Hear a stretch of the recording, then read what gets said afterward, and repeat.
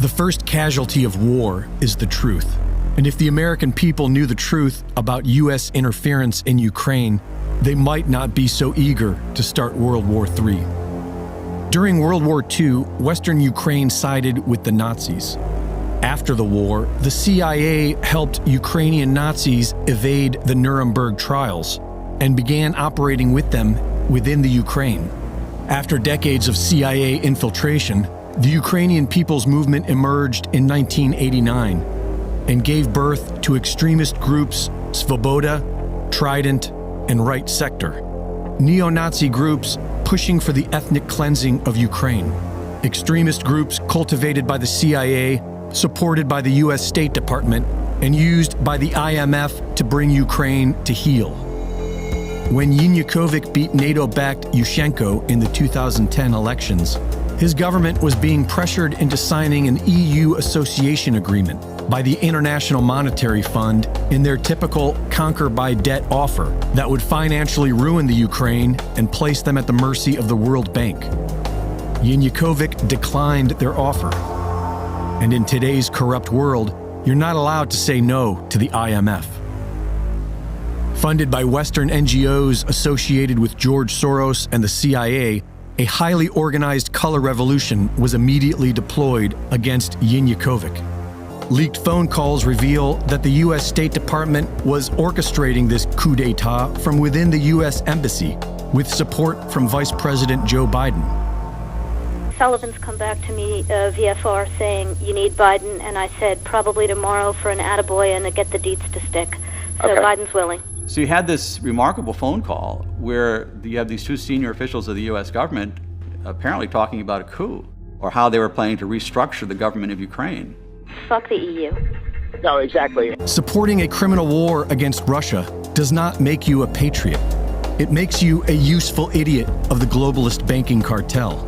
The very same entities waging war on all of humanity with vaccine passports and experimental jabs. The world's biggest investment fund says the war in Ukraine has put an end to globalization as we know it.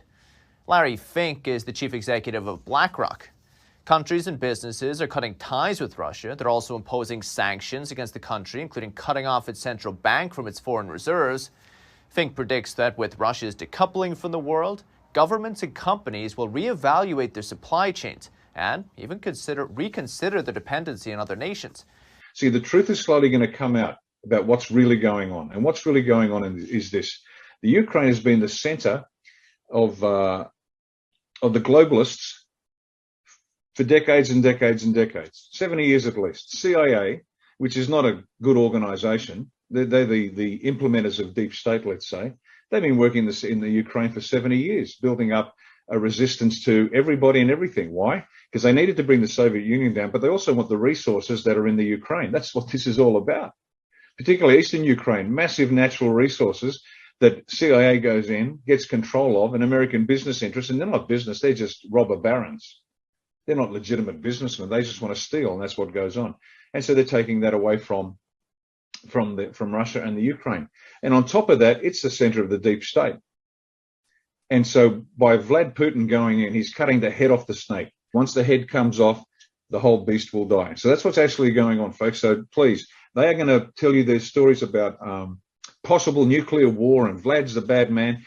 This is the war with Russia that they wanted with Hillary Clinton as president. Because she lost, the whole war against Russia was postponed. This is the plan they always had. This has been in the works going back to at least 2015, 2016. It was somewhat set back by the election of Donald Trump in the United States because Trump was not a globalist, but he was opposed to many of these schemes.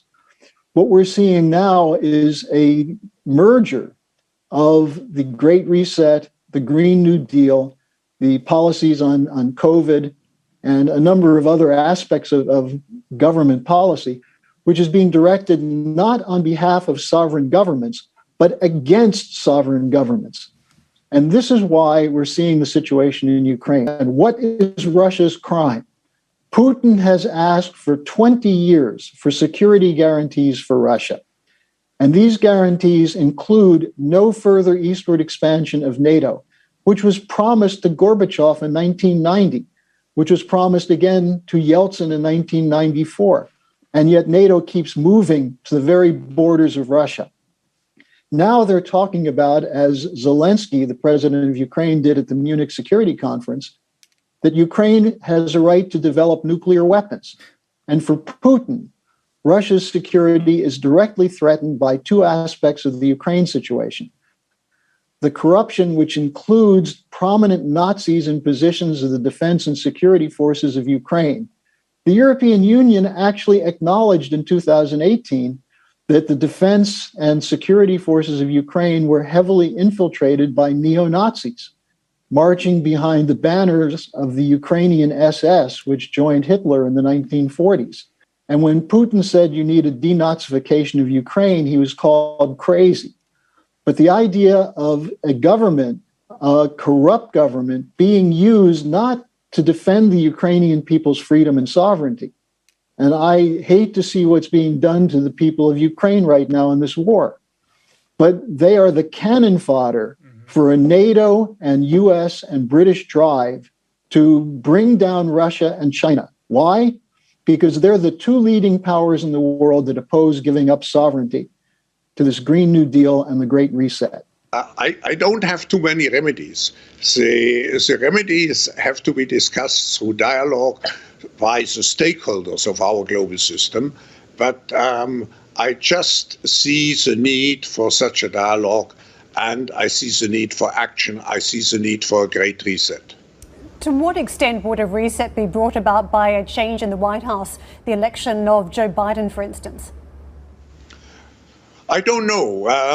We shouldn't speculate about the outcome of the election. We will see beginning of November, and then we can, in any case, we can, and the World Economic Forum is very open and as an open platform to integrate everybody who is willing to address those issues in a spirit which means to exercise here true global citizenship.